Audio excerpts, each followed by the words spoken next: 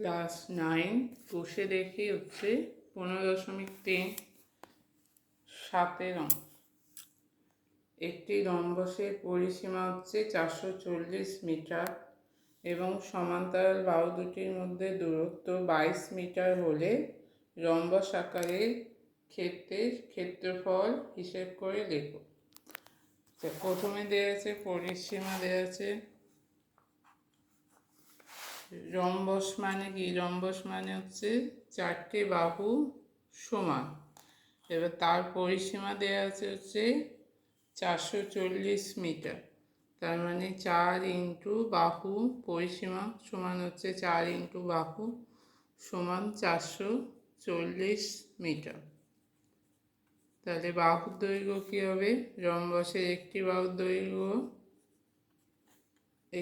বাহুর দৈর্ঘ্য হচ্ছে 440 বাই 4 সমান 110 মিটার। এবার রম্বসের সমান্তরাল বাহু দুটির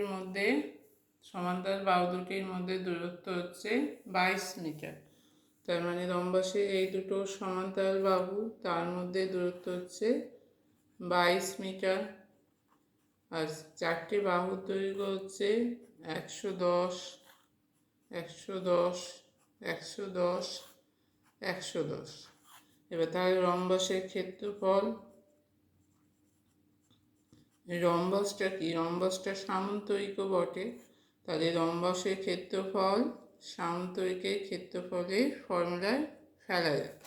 তাহলে সামন্তরিকের ক্ষেত্রফল ছিল ভূমি ইন্টু উচ্চতা। তাহলে রম্বসের ক্ষেত্রফল হবে ভূমি এখানে 110, উচ্চতা হচ্ছে 22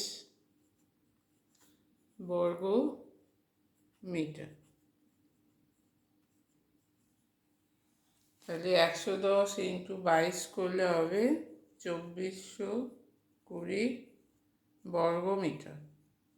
তাহলে রম্বসের ক্ষেত্রফল হলো 2420 বর্গ মিটার।